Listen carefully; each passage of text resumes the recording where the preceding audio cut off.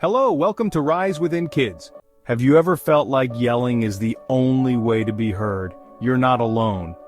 Today, I'm going to explore how to communicate calmly and create a more peaceful home.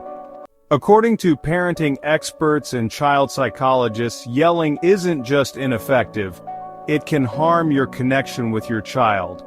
Let's see what the research says about how we can communicate without yelling.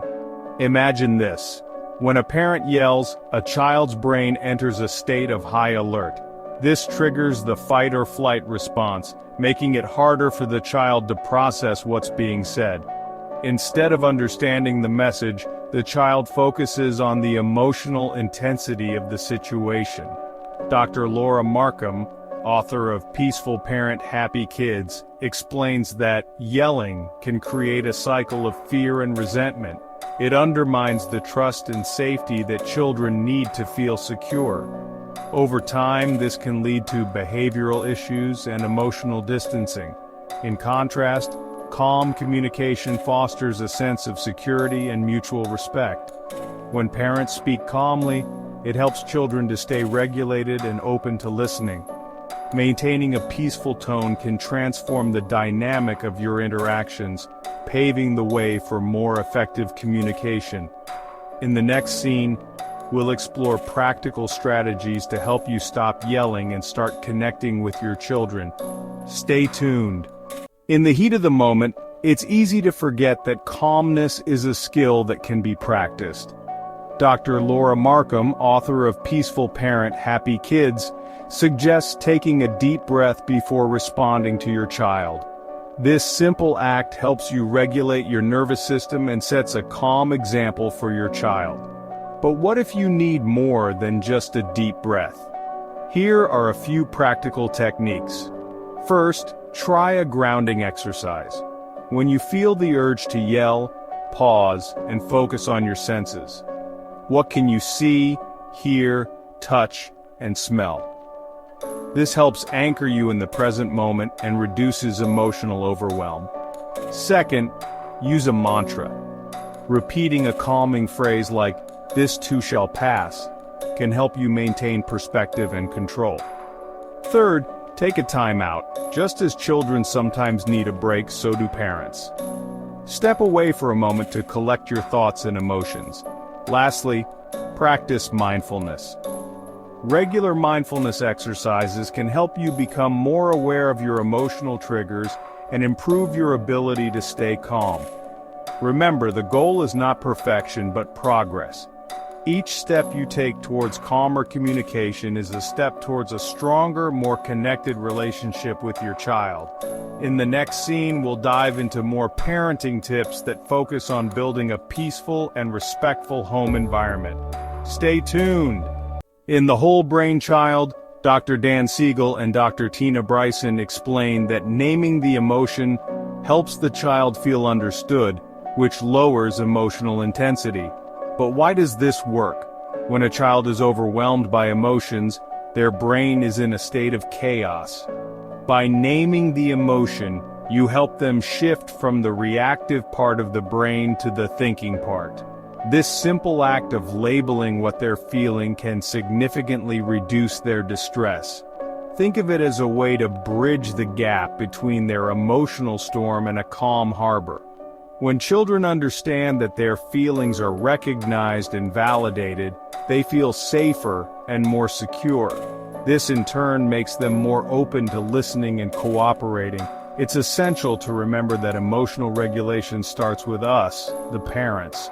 Modeling this behavior not only helps our children, but also strengthens our own emotional resilience. In the next scene, we'll explore practical parenting tips that can help you connect with your child on a deeper level without raising your voice. Stay with us. Dr. Dan Siegel also emphasizes the importance of connecting before correcting. When you connect emotionally first, children are more likely to cooperate and respond positively. But what does this look like in real life? Imagine your child has just spilled juice all over the kitchen floor. Your first instinct might be to yell, but instead take a deep breath and approach them calmly. You might say, "I see you're upset about the spill.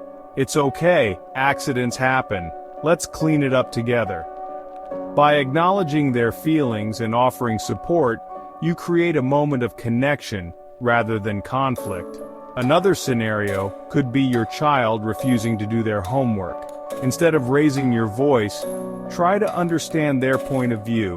Ask them, "It seems like you're having a hard time with your homework. Can you tell me what's bothering you?"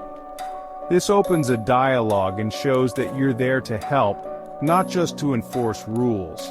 These small shifts in how we respond can have a profound impact on our relationship with our children. Remember, connection paves the way for cooperation.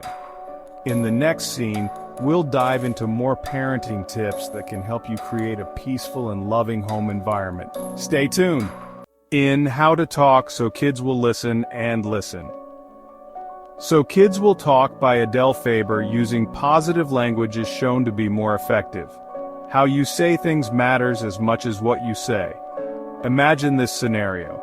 Your child is throwing a tantrum because they don't want to go to bed. Instead of saying, "Stop crying and go to bed now," try, "I know you're upset because you want to stay up, but your body needs rest to feel good tomorrow. Let's read a story together before bed."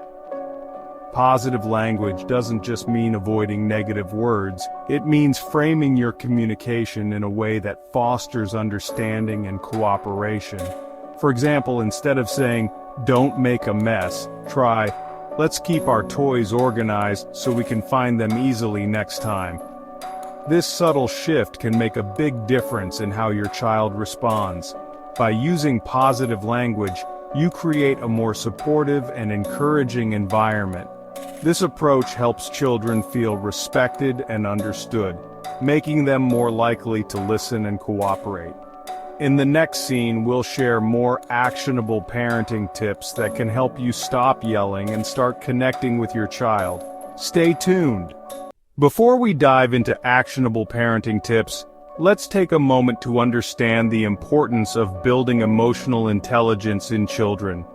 Emotional intelligence, or EQ, is the ability to recognize, understand, and manage our own emotions, as well as the emotions of others. Research shows that children with high emotional intelligence are more successful in school, have better social relationships, and are more resilient in the face of challenges. So how can we, as parents, help our children develop this crucial skill? One effective way is through modeling. Children learn by observing the adults around them. When we manage our own emotions effectively, we provide a powerful example for our children to follow. This means taking deep breaths when we're frustrated, expressing our feelings in a healthy way, and practicing empathy and understanding. Another approach is to create an environment where emotions are openly discussed. Encourage your child to talk about their feelings and validate their emotions. For instance, if your child is upset because they lost a game, instead of saying, "It's just a game, don't be sad," try saying, "I can see you're really disappointed about losing. It's okay to feel that way." Additionally, teaching problem-solving skills can help children navigate their emotions. Guide them through the process of identifying the problem, brainstorming solutions, and evaluating the outcomes. This not only helps them manage their emotions, but also builds critical thinking skills. By fostering emotional intelligence, we equip our children with the tools they need to navigate the complexities of life. They learn to understand and manage their emotions, empathize with others, and build strong, healthy relationships. We'd love to hear from you. Share your thoughts and experiences in the comments below. Don't forget to like, subscribe, and hit the bell icon so you don't miss future episodes.